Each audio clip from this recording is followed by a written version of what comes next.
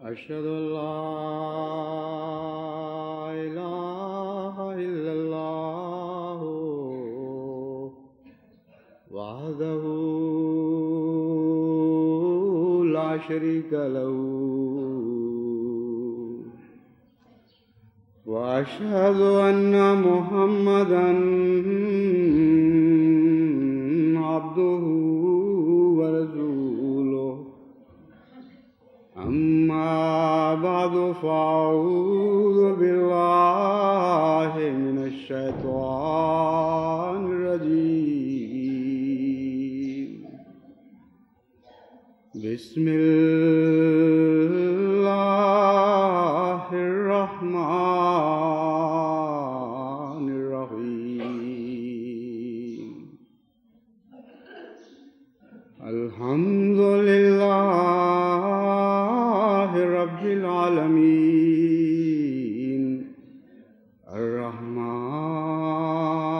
الرحمن الرحيم مالك يوم الدين إياك نعبد وإياك نستعين اهدنا الصراط المستقيم صراط الذين أنعمت عليهم غير المغضوب عليهم ولا الضالين۔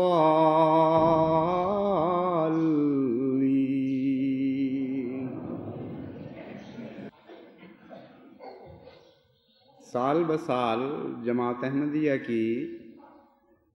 جلسہ سالانہ کی ضروریات بڑھتی چلی جا رہی ہیں، اور شاید اتفاق سے بعض حالات کی مجبوری سے کوئی ایک آدھ سال ہی ایسا آیا ہوگا جب کہ گزشتہ جلسہ سالانہ کے مقابل پر کسی آنے والے جلسہ سالانہ کی حاضری کم ہوئی ہو، لیکن اس عمومی تدریجی ترقی کے علاوہ بعض ایسے ادوار بھی آ سکتے ہیں، اور ہم ان ادوار کو خوش آمدید کہتے ہیں، جن میں اللہ تعالیٰ اپنے فضل سے غیر معمولی ترقی عطا فرمائے اور مہمانوں کی آمد ہماری توقع اور عام اندازوں کے مقابل پر بہت بڑھ جائے۔ خصوصاً جب آپ دنیا بھر میں دعوت اللہ کر رہے ہیں اور ایک نئے عزم اور نئے ولولے کے ساتھ دنیا کے کونے کونے میں احمدی اللہ تعالیٰ کے فضل کے ساتھ ایک نئے دعوت اللہ کے دور میں داخل ہو رہا ہے، تو پھر اپنے رب پر حسن ظن کرنا چاہیے اور یہ یقین رکھنا چاہیے کہ اس دعوت میں برکت بھی ہوگی، ان کوششوں کو ہماری توقعات سے بڑھ کر میٹھے پھل لگیں گے، اور بکثرت لوگ احمدیت یعنی حقیقی اسلام میں داخل ہوں گے۔ یہ توقع اور حسن ظن اپنے رب پر رکھ کر جب ہم سفر کریں گے تو لازماً بکثرت دنیا بھر سے مختلف قوموں میں سے نئے داخل ہونے والے ذوق در ذوق سلسلے میں داخل ہوں گے، اور جب ہم ان کو دعوت دیں گے اپنے مرکز میں آنے کی اور جلسہ سالانہ میں شمولیت کی، تو لازماً گزشتہ اندازوں کے مقابل پر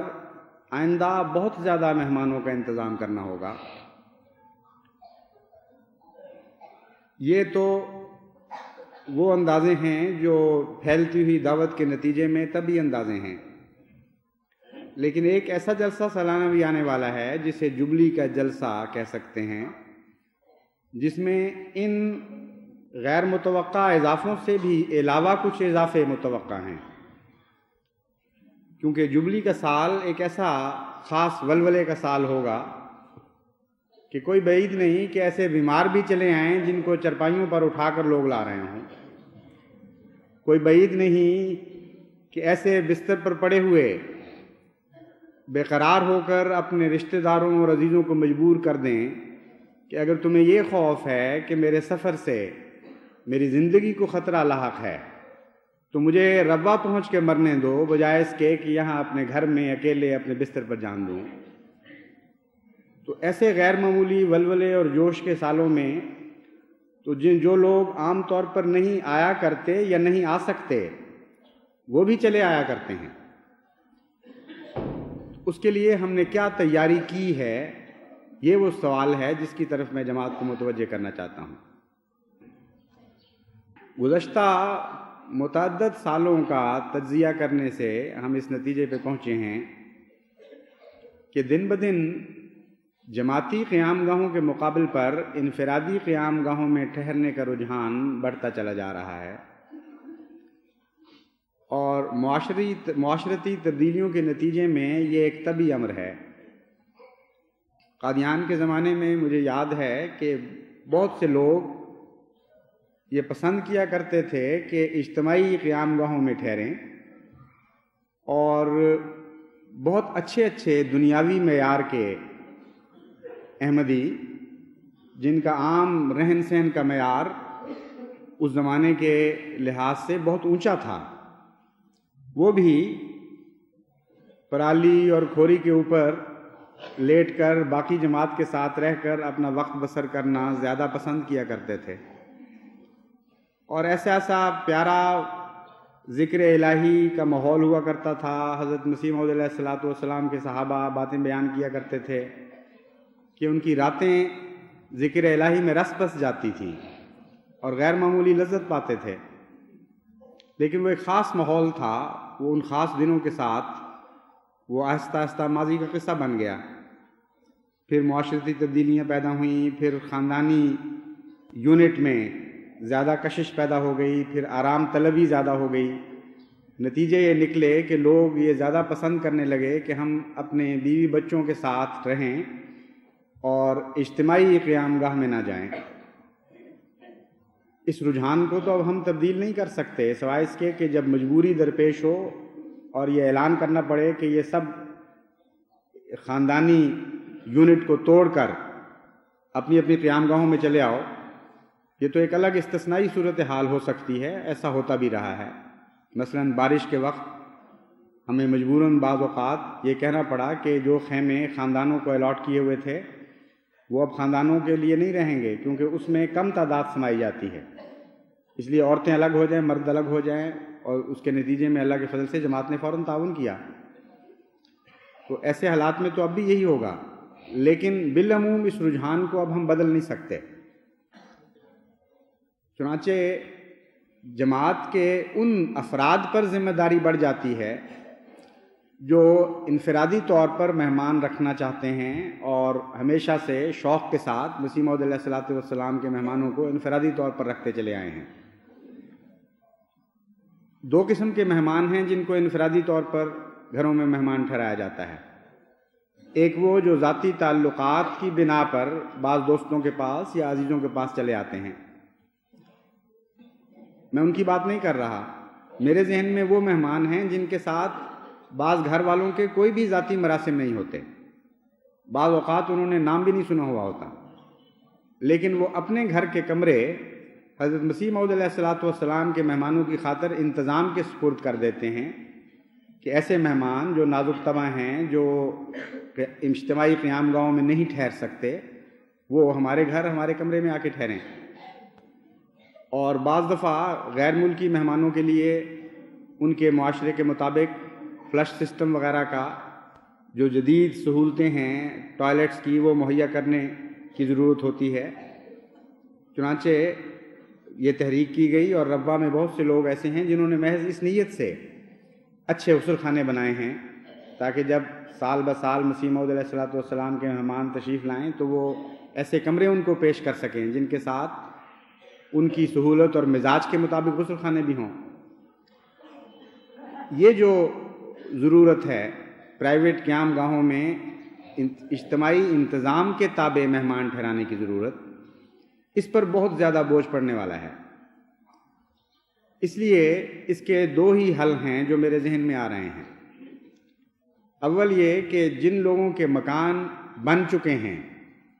ان کو یہ تحریک کی جائے کہ اپنی ضرورت ہو یا نہ ہو محض للہ گھر میں ایسے کمروں کا اضافہ کریں جو خالصتاً جلسہ سالانہ کے مہمانوں کی خاطر تعمیر کیے جائیں، اور جہاں تک توفیق ہو ان کے ساتھ غسل خانے وغیرہ بھی ایسے بنائیں جن میں ایک زیادہ تعداد میں مہمان آسانی کے ساتھ اپنی ضروریات پوری کر سکیں۔ اس نیت کے ساتھ اگر گھروں میں ہر گھر میں ربوہ کے کچھ کمروں کا اضافہ ہو جائے تو اس سے ایک غیر معمولی سہولت مہیا ہو جائے گی۔ لیکن اس کے علاوہ جو بہت ہی ضروری امر ہے وہ یہ ہے کہ خالی پلاٹوں میں گھر تعمیر کیے جائیں۔ میں نے جو جائزہ لیا ہے مجھے دیکھ کر یہ تعجب ہوا کہ اتنی بڑی تعداد میں ابھی خالی پلاٹ پڑے ہوئے ہیں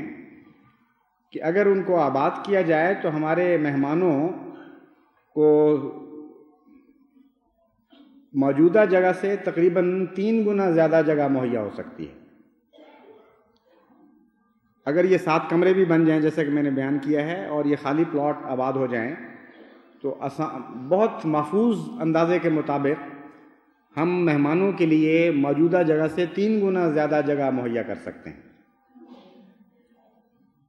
شاید اس سے بھی بڑھ جائے یہ تعداد۔ اس کی وجہ یہ ہے کہ جو مہمان آج مہمان بنے ہوئے ہیں ان میں سے بہت سے ایسے ہیں جن کے خالی پلاٹس موجود ہیں اور وہ اپنے گھر ٹھہرنے کی بجائے اپنا گھر بنا کر کسی اور کے گھر میں ٹھہرتے ہیں۔ تو اگر وہ اپنے لیے گھر بنائیں گے تو اپنے کمرے کے لیے بھی اپنے کمرے میں خود ٹھہر کر باقی کمرے مہمانوں کے سپرد کر سکتے ہیں، اور جو کمرے وہ خالی کریں گے ان میں پھر دوسرے مہمان ٹھہر سکتے ہیں۔ اس وقت جو نسبت ہے وہ یہ ہے کہ 1 اور 2 کی نسبت سے اگر ہم بیرونی نئی آبادیوں کو شامل کر لیں تو 1 اور 2 کی نسبت سے خالی پلاٹ پڑے ہوئے ہیں۔ ان نئے مکانوں میں زیادہ مہمان اس لیے سما سکیں گے کہ بہت سے ایسے پلاٹ والے احباب ہیں جو مالک ہیں پلاٹس کے، جو باہر رہتے ہیں اور ہر سال جلسے پہ خود آ ہی نہیں سکتے، اس لیے اگر وہ مکان بنائیں گے تو لازماً وہ مہمانوں کے کام آئیں گے۔ تو ان سارے امور کو مد نظر رکھ کے میرا اندازہ ہے کہ انشاءاللہ 3 گنا تعداد بڑھ سکتی ہے مہمانوں کی، یعنی 3 گنا بڑی ہوئی تعداد کے لیے سہولتیں مہیا ہو سکتی ہیں۔ جو خالی پلاٹس کے مالکان ہیں ان کا دراصل ان پلاٹس پر شرعی یا اخلاقی یا قانونی حق باقی نہیں ہے۔ وجہ یہ ہے کہ جب پلاٹ ان کو دیے گئے تھے جماعت کی طرف سے تو اس معاہدے کے ساتھ دیے گئے تھے کہ 6 مہینے کے عرصے میں تم اگر اس پر مکان تعمیر نہیں کرو گے، خواہ وہ چھوٹا مکان ہی کیوں نہ ہو، تو تم اپنے حق کے ملکیت کو کھو بیٹھو گے۔ پھر جماعت کو یہ حق حاصل ہوگا کہ یہ قیمت تمہیں دے کر، جس قیمت پر تم نے یہ پلاٹ خریدے ہیں، کسی اور کو اس قیمت پر یا کسی اور قیمت پر یہ پلاٹ دے دے۔ تو آج تک تو اس حق کو استعمال نہیں کیا گیا، یعنی نصیحت کی گئی، سمجھایا گیا، مگر ضرورت نہیں سمجھی گئی کہ اس حق کو استعمال کیا جائے۔ مگر جس تیزی کے ساتھ سلسلے کی ضروریات بڑھ رہی ہیں، اب وقت آ گیا ہے کہ جماعت اگر مجبور ہو تو اس حق کو استعمال کرے۔ کسی کا حق نہیں ہے کہ ربوہ میں خالی جگہوں کو لے کر بیٹھا رہے اور وہ جگہ کسی کام نہ آ رہی ہوں، اور سال ہا سال گزر گئے، کوئی معمولی عرصہ تو نہیں ہے۔ 1949-50 میں جو جگہیں الاٹ کی گئی تھیں، اب اندازہ آپ کر سکتے ہیں کہ تقریباً 34 سال گزر چکے ہیں۔ 34 سال کا عرصہ کوئی معمولی عرصہ تو نہیں ہوتا، اس لیے اگر وہ مکان نہیں بنا سکتے تو جگہ چھوڑ دیں۔ ہمیں اور بھی بہت سی ضرورتیں ہیں، بیوت الحمد کے ہی کام آئیں گے اور کچھ نہیں۔ تو بہت سے غرباء ہیں بیچارے جو محروم ہیں جگہوں سے، ان کو یہ الاٹ کر دی جائیں گی، اور چونکہ سستی قیمت پر دیے گئے تھے، نسبتاً سستی قیمت پر اب بھی دیے جا سکتے ہیں۔ اس لیے جو دوست بھی مکانوں کے مالک فرضی مالک بن کے بیٹھے ہوئے ہیں، فرضی مالک اس لیے کہ حقیقی مالک تو وہ نہیں رہے، شرائط کے مطابق ان کا حق ملکیت ختم ہو چکا ہے، اس لیے جو دوست بھی اب فرضی مالک بن کے بیٹھے ہوئے ہیں ان کو میں 6 مہینے دیتا ہوں. 6 مہینے کے اندر یا تو مکان کی تعمیر شروع کروائیں یا جماعت کے سامنے اپنے وجہ جواز پیش کر کے اجازت حاصل کریں کہ 6 مہینے کے اندر ہمارے لیے مکان شروع کرنا ممکن نہیں ہے، لیکن اتنی مزید مدت اگر ہمیں مل جائے تو ہم شروع کر سکیں گے. اور اگر یہ دونوں باتیں نہ کریں تو پھر ان کو اس فرضی ملکیت سے بھی ہاتھ دھونے پڑیں گے، اور یہ ملکیت کسی اور کے نام جماعت منتقل کرے گی جو جلدی مکان بنانے کی ضمانت دے گا. چند سال صرف رہ گئے ہیں جوبلی کے جلسے کو، اور تعمیر کے کام ایسے ہیں جو وقت لیتے ہیں. شروع ہونے پر اگر 6 مہینے میں تھوڑی سی 1-2 کوٹریاں ہی بنائی جائیں تو پھر انہوں نے پھر آگے بڑا ہونا ہے، انہوں نے مزید وسعت اختیار کرنی ہے. چند سال لازماً تعمیر کے کاموں کو لگتے ہیں. اس سلسلے میں ایک ان کی مدد ہم کر سکتے ہیں. ایسے مالکان جن کو اس وقت توفیق نہیں ہے زیادہ روپیہ خرچ کرنے کی، ان کی 2 طرح سے مدد ہو سکتی ہے. اول تو یہ کہ وہ اپنے مسائل پیش کریں اور مشورہ مانگیں کہ ان مسائل کو ہم کس طرح حل کر سکتے ہیں. جہاں تک جماعت کے وسائل ہوئے، جہاں تک توفیق ہوئی، انشاءاللہ تعالی ایسے معاملات میں جو واقعی اپنے اندر جواز رکھتے ہوں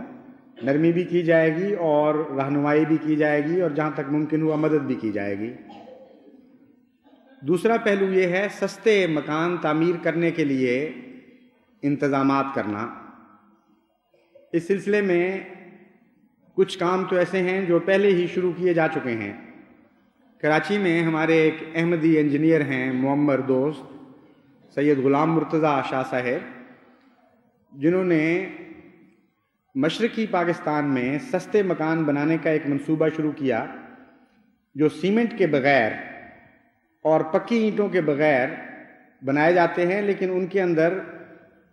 سٹینگ پاور یعنی باقی رہنے کی طاقت اتنی ہے کہ مشرقی پاکستان کے سیلابوں کو بھی وہ برداشت کر گئے اور وہاں کی بارشوں کو بھی، باوجود اس کے کہ ان میں کوئی سیمنٹ استعمال نہیں ہوا تھا. تو ان سے میں نے ملاقات کی تھی. وہ بہت معمر ہو چکے ہیں اور ان کے لیے چلنا پھرنا بھی مشکل ہے، مگر ذہن ماشاءاللہ بہت روشن ہے، اور وہ تکلیف کر کے ملاقات کے لیے تشریف لائے اور تمام پہلوؤں پر ان سے گفتگو ہوئی. اور جہاں جہاں وہ مکان بنے ہوئے ہیں آج موجود ہیں ان کی تحقیق کے لیے مقرر کیا جا چکا ہے کہ دوست انجینئر جائیں اور ان کا جائزہ لیں. وہ مکان بنانے کی ٹیکنیک اگر مزید ڈیولپ کی جائے، مزید اس کو ترقی دی جائے تو اینٹوں کا خرچ نصف سے بھی کم بلکہ 1/3 رہ جاتا ہے. اور اس کے علاوہ ایسے مکان گرمیوں کے نقطہ نگاہ سے بہت ٹھنڈے اور بہتر ہوں گے. اور ان کا یہ فرمانا تھا کہ ان مکانوں کے اوپر 2 منزلیں بھی بنائی گئی ہیں اور وہ ٹھیک ہیں. اسی طرح یہ جائزہ بھی لیا جا رہا ہے کہ سستی چھتیں کس طرح بنائی جا سکتی ہیں، دیر پا اور سستی اور ہمارے موسم کے لحاظ سے ٹھنڈی رہنے والی چھتیں. چنانچہ ہمارے احمدی انجینئرز نے اس سلسلے میں بھی کام شروع کر دیا ہے.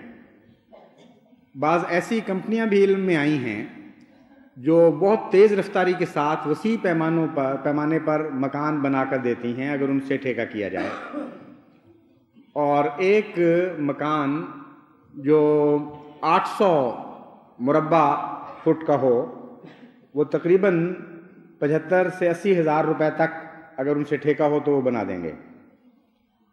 اور عام غریبانہ ضروریات کے لیے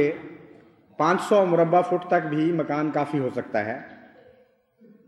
اور کمروں کی ساخت اس طرح بنائی جائے کہ ایک کمرے میں گھر سمٹ جائے اور جلسے کے لیے ایک وسیع کمرہ خالی کر دیا جائے اور ساتھ ان کے غسل خانہ ساری چیزیں شامل کر کے یہ اندازہ ہے. تو اس کمپنی سے بھی گفت و شنید کی جا رہی ہے. اگر ایسے احمدی احباب جو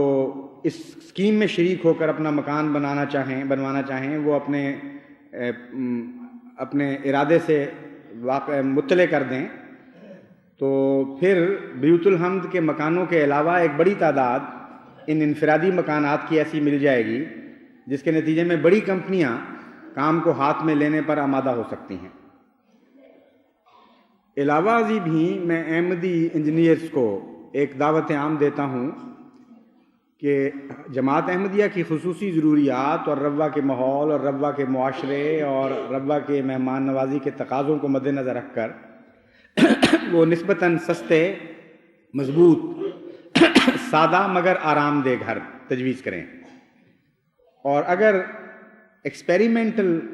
ضروریات کے لیے یعنی تجرباتی ضروریات کے لیے کچھ رقم کی ضرورت ہو، کچھ پلاٹس کی ضرورت ہو تو جماعت اس کے لیے تیار ہے۔ یہاں ربوہ میں انشاءاللہ تعالیٰ ان کو سہولتیں مہیا کی جائیں گی، وہ تجربتاً چھوٹے مکان بنا کے دکھائیں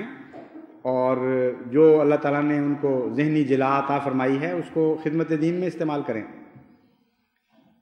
تو جہاں تک مکانات کا تعلق ہے، میں سمجھتا ہوں آئندہ چند مہینے میں ہم ذہنی طور پر اس بات کی تیاری کر لیں گے کہ کس قسم کے مکان بننے چاہیے اور سستے سے سستے کس طریق پر مکان بنائے جا سکتے ہیں۔ جہاں تک اپنی ریسورسز، اپنے ذرائع آمد کو استعمال کر کے اور سمیٹ کر نئے مکانوں کے لیے سرمایہ مہیا کرنے کا تعلق ہے، تمام مالکان، خالی پلاٹس کے مالکان ابھی سے ان باتوں پر غور شروع کر دیں اور جہاں تک ممکن ہو اپنے لیے سرمایہ مہیا کرنے کی کوشش کریں، کیونکہ جیسا کہ میں نے بیان کیا ہے جماعت کی ضروریات اب ان کی ذاتی ضروریات کا انتظار نہیں کریں گی، اور نہ یہ ہو سکتا ہے مزید، کیونکہ سلسلے کے کاموں کو بہرحال ترجیح دی جائے گی، اور ہر احمدی اس عہد میں داخل ہے کہ میں دین کو دنیا پر مقدم رکھوں گا۔ اس لیے ہر وہ احمدی جو اس عہد بیعت میں داخل ہے، خواہ وہ قانونی لحاظ سے حق بھی رکھتا ہو تب بھی وہ اپنا حق دے بیٹھا ہے سلسلے کو، اور جب بھی سلسلے کا مفاد ہو تو سلسلہ یہ توقع رکھے گا کہ وہ اپنے ذاتی مفاد کو قربان کریں۔ اس لیے میں امید رکھتا ہوں کہ انشاءاللہ تعالی اس روح کو ملحوظ رکھتے ہوئے کسی بدمزگی کے بغیر اللہ تعالیٰ اپنے فضل سے سلسلے کے کاموں کو جاری فرما دے گا۔ دوسری بات میں یہ کہنی چاہتا ہوں کہ جب سے مذہب کا آغاز ہوا ہے، اہل مذہب کی ایک ایسی تقدیر ہے جسے کبھی آپ تبدیل ہوتا نہیں دیکھیں گے۔ میری مراد مذاہب کے آغاز سے بھی ہے اور مذاہب کے ان ادوار سے بھی ہے جب اللہ تعالیٰ نے احیاء نو کی خاطر ان میں اپنی طرف سے نئے امام بھیجے۔ جب بھی یہ واقعات ہوئے ہیں، جب بھی خدا کی طرف سے بلانے والے نے کوئی آواز بلند کی ہے، خواہ وہ صاحب شریعت نبی تھا یا ایک غیر شارع تابع نبی تھا، ایک واقعہ ایسا ہے جو ضرور ہوا ہے، اور وہ یہ کہ تمام دنیا نے ان ماننے والوں کو تباہ و برباد کرنے کی کوشش کی ہے۔ تمام دنیا نے اپنا پورا زور لگایا ہے کہ اس سلسلے کو نیست و نابود کر دے، اور ہر کوشش کی گئی ہے، اور جواز اور عدم جواز کی بحثیں چھوڑ دی گئی ہیں، بلکہ واقعہ یہ ہے کہ ایک بھی جائز کوشش نہیں کی گئی بلکہ ساری ناجائز کوششیں کی گئی ہیں ان سلسلوں کو مٹانے کے لیے، کیونکہ حق کو مٹانے کے لیے کوئی وجہ جواز ہے ہی نہیں۔ اللہ تعالیٰ کی طرف سے بلند ہونے والی آواز کو نیست و نابود کرنے کے لیے کوئی جائز وجہ ہو ہی نہیں سکتی عقلاً، جبکہ وہ آواز صرف یہ کہہ رہی ہو کہ ہم نے اللہ کی طرف سے ایک منادی کرنے والے کی آواز کو سنا اور آمنا کہہ دیا، اور اسی کی طرف اب تمہیں بلاتے ہیں۔ یہ آواز اتنی معصوم اور اتنی بے ضرر ہے کہ اس آواز کو مٹانے کے لیے کوئی جائز وجہ کسی کے پاس نہیں آ سکتی۔ اس لیے تبھی نتیجہ یہ نکلتا ہے کہ جھوٹ اور فساد اور فتنے اور تمام ناجائز ہتھیاروں کو استعمال کر کے ان سلسلوں کو مٹانے کی کوشش کی جاتی ہے۔ یہ ایک ایسی تقدیر ہے جو ایک طرف ایسے سلسلوں کو لاحق ہے اور دوسری طرف ان کی سچائی کا بھی اعلان کر رہی ہوتی ہے، اور تیسری طرف اس بات کی بھی ضمانت دیتی ہے کہ اس سلسلے میں اب صرف سچے ہی داخل ہوں گے، کیونکہ جھوٹوں کو توفیق نہیں ہو سکتی کہ کسی بات کو قبول کرنے کے لیے ادنا سے بھی قربانی پیش کریں۔ بڑے مرد میدان کا یہ کام ہوا کرتا ہے کہ موت کو آنکھوں میں آنکھیں ڈال کر دیکھے اور پھر آگے قدم بڑھا لے۔ تو وہ الہی سلسلے جن کے ارد گرد خدا کی تقدیر ایک آگ کی دیوار کھڑی کر دیتی ہے، اس میں صرف وہی داخل ہونے کی جرات کرتے ہیں جنہوں نے ابراہیمی صفات سے ورثہ پایا ہو، اور وہ ابراہیمی صفات اس بات کی بھی ضامن ہوا کرتی ہیں کہ اس آگ کو گلزار بنا دیا جائے گا۔ بس یہ ایک ایسی تقدیر ہے جو جماعت کے ساتھ بھی ایک اٹل تقدیر کے طور پر ہمیشہ جاری رہے گی۔ اس جماعت میں کمزور دلوں کا کام نہیں ہے، اس جماعت میں ان لوگوں کا کوئی کام نہیں جو اپنے رب پر توکل نہیں رکھتے، جو خدا کی خاطر اپنا سب کچھ قربان کر دینے کے لیے دل و جان سے آمادہ نہیں۔ اس جماعت میں تو صرف وہی لوگ آئیں گے اور وہی رہ سکتے ہیں جنہوں نے ایک فیصلہ داخل ہوتے وقت کر لیا تھا،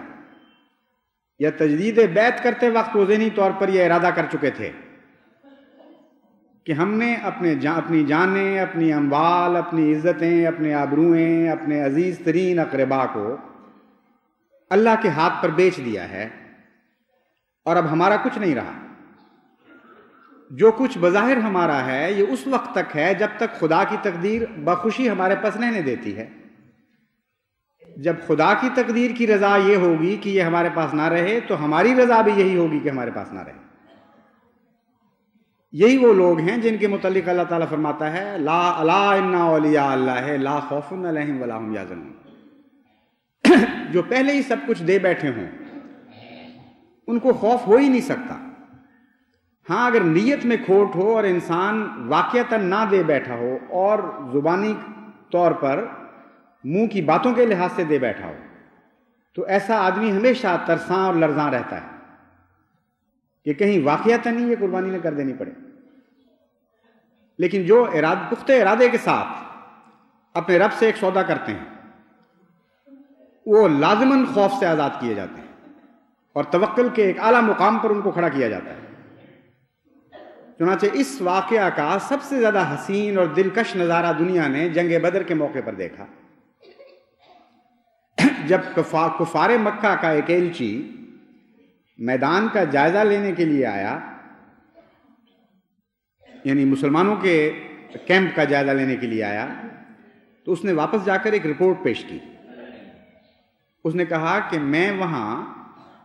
کچھ لنگڑے دیکھ کے آیا ہوں، کچھ کمزور دیکھ کے آیا ہوں، کچھ بوڑھے دیکھ کے آیا ہوں، کچھ بچے دیکھ کے آیا ہوں، کچھ ایسے دیکھ کے آیا ہوں جن کا اوپر کا بدن ننگا ہے، کچھ ایسے دیکھ کے آیا ہوں جن کے ہاتھ میں لکڑی کی تلواریں ہیں، کچھ ایسے دیکھ کے آیا ہوں جن کے پاس ٹوٹے پھوٹے ہتھیار ہیں۔ یہ وہ لوگ ہیں اور تعداد بھی ان کی بہت کم ہے، تعداد ان کی 313 ہے تمہارے مقابل پر۔ یہ باتیں وہ بیان کر رہا تھا اور سننے والے خوش ہو رہے تھے کہ یقینی فتح کی خوشخبری دی جا رہی ہے، لیکن دیکھنے والے نے نتیجہ کچھ اور نکالا۔ اس نے کہا کہ میں یہ سب کچھ دیکھنے کے بعد تمہیں واپس جانے کا مشورہ دیتا ہوں، کیونکہ تمہارے مقدر میں یقیناً شکست لکھی گئی۔ بڑے تعجب سے ان سرداروں نے اس سے سوال کیا کہ تمہیں کیا ہو گیا ہے، تم باتیں کچھ اور بیان کر رہے ہو اور نتیجہ کچھ اور نکال رہے ہو۔ اس نے کہا نہیں، میں نتیجہ ٹھیک نکال رہا ہوں، کیونکہ میں نے وہاں 313 زندہ نہیں دیکھے، 313 موتیں دیکھی ہیں جو تمہارے مقابل پر نکلی۔ ان میں سے ہر ایک کے چہرے پر یہ عزم لکھا ہوا تھا کہ میں مر کر واپس جا سکتا ہوں، اس کے سوا میں اب یہاں سے اس میدان سے نہیں ٹلوں گا۔ تو وہ لوگ جو موت کا ارادہ کر کے ایک مردہ کی شکل میں دنیا میں نکلے ہوں، ان کو دنیا میں کوئی نہیں مار سکتا۔ انسان کی تلوار ان کو نہیں مار سکتی، ان کی اپنے ضمیر کی آواز ان کو ختم کر چکی ہوتی ہے، ان کا اندرونی فیصلہ ان کو مار چکا ہوتا ہے۔ اس لیے اس نے کہا کہ ان موتوں پر تم فتح نہیں پا سکتے، یہ موتیں ہیں جو تمہیں ہلاک کریں گے۔ اور ایسا ہی ہوا۔ کتنا صحیح اندازہ تھا اس اندازہ لگانے والے کا، اور کتنا ذہین انسان تھا۔ اور یہ وہ تقدیر ہے جو ہمیشہ سے جاری رہی ہے، اور اس تقدیر کا ایک لازمی نتیجہ ہے جو میں نے بیان کی۔ جب بھی الہی جماعتیں اپنا سب کچھ خدا کے حضور پہلے عہد میں ہی سپرد کر چکی ہوتی ہیں اور اپنا کچھ رہنے نہیں دیتی، تو یہ وہ کنگال ہیں جن کے اوپر دنیا کی عظیم ترین متمول انسان بھی فتح نہیں پا سکتے. یہ وہ نہتے ہیں جن کے اوپر دنیا کے سب سے زیادہ مسلح قوم، سب سے زیادہ مسلح اور ہتھیار بند قومیں بھی فتح نہیں پا سکتی، کیونکہ ان لوگوں کے مقدر میں شکست نہیں رہتی باقی. اور اللہ اس بات کی ضمانت دیتا ہے کہ یہ شکست ان کے نصیب میں نہیں لکھی جائے گی. پھر ایک اور تقدیر بھی ان کے حق میں جاری ہوتی. یہ تو ایک دنیا دار انسان لیکن ذہین و فہیم انسان کا فیصلہ تھا کہ ایسی قومیں شکست نہیں کھایا کرتی جو پہلے ہی سب کچھ فدا کر کے نکلی ہوں. جس طرح طارق نے کشتیاں جلائی تھیں تو دنیا والے یہ سمجھتے ہیں مفکر کہ کشتیاں جلانے کے نتیجے میں اس کو فتح نصیب ہوئی، لیکن اہل اللہ کے لیے ایک اور تقدیر بھی کام کرتی ہے، اور وہ یہ ہے کہ اللہ تعالیٰ کی نصرت ان کو کبھی نہیں چھوڑتی. وہ اس یقین کامل کے ساتھ زندہ رہتے ہیں کہ باوجود اس کے کہ ہم سب کچھ اپنے خدا کو دے بیٹھے ہیں، ہمارا خدا بھی اپنا سب کچھ ہمیں دے بیٹھا ہے، اور ہمارے اموال اب سانجے ہو چکے ہیں. جو کچھ ہمارا ہے وہ خدا کا ہوا ہے، لیکن جو کچھ خدا کا ہے وہ بھی ہمارا ہو چکا ہے. اور جس قوم کے ساتھ اللہ تعالیٰ کی قوت اور غلبے کی تقدیر شامل ہو جائے، اس قوم کو دنیا میں کون شکست دیا کرتا ہے؟ کون شکست دے سکتا ہے؟ اس لیے اس یقین کامل کے ساتھ وہ قومیں زندہ رہتی ہیں، اور یہ یقین ہمیشہ سچا نکلتا ہے. مڑ کر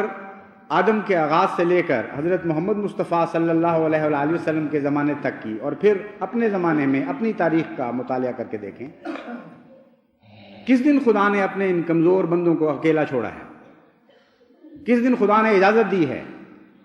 کہ ان نہتے درویشان الہی کو دنیا والوں کو شکست دینے کی توفیق ملے؟ کبھی ایسا نہیں ہوا، نہ کبھی آئندہ ایسا ہوگا. اس لیے میں آپ کو یقین دلاتا ہوں کہ دعاؤں سے کام لیں. ہمارا ہتھیار دعائیں ہیں، ہمارے تمام اسباب کا شہتیر دعائیں ہیں. یہ اسباب کے بالے اس دعا کے شہتیر پر لٹکے ہوئے ہیں. اگر دعاؤں سے آپ غفلت نہیں کریں گے، اگر آپ کا توکل کامل ہوگا،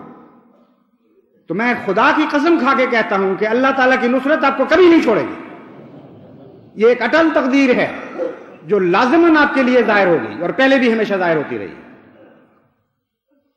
خدا ایک ایسا وفادار دوست ہے کہ دنیا میں اس جیسی وفا کبھی کسی نے نہیں دیکھی. وہ ایک ایسا طاقتور دوست ہے کہ اس کے مقابل پر دنیا کی ساری طاقتیں ہیچ ہو جایا کرتی ہیں، اور اس طرح جس طرح سیلاب کے مقابل پر تنکے بہ جاتے ہیں، اس طرح دنیا کی طاقتیں ان خدا کی طاقت کے مقابل پر بہ جایا کرتی ہیں. ان کوئی نشان نہیں ملتا. کبھی وہ خاک بن کر اڑ جاتی ہیں، کبھی وہ اپنی ہی آگ میں بھسم ہو جایا کرتی ہیں. ہزار تدبیریں ہیں خدا کی ایک تقدیر میں جو اپنا کام کر دکھایا کرتی ہیں. اس لیے آپ ثابت قدم رہیں، آپ اپنے توکل کے مقام سے نہ ہٹیں. آپ اپنی دعاؤں میں انتہا کر دیں، پھر دیکھیں کس طرح میرے مولا کی نصرت آپ کی مدد کے لیے دوڑی چلی آئے گی. چند دن صبر کر کے دیکھیں، لازماً یہ نظارہ آپ دیکھیں گے کہ یہ جو آفات و مصائب کے بادل ہیں، جو خون برسانے کی دھمکیاں دے رہے ہیں، انہی میں سے قطرات محبت ٹپکیں گے آپ کے لیے. ان جان لینے والوں میں جان فدا کرنے والے دوست آپ کے لیے پیدا ہوں گے. اور احمدیت کے غلبے کی تقدیر اٹل تقدیر ہے، اس نے جاری و ساری رہنا ہے، اور کوئی دنیا کی طاقت نہیں جو اس تقدیر کو بدل سکے.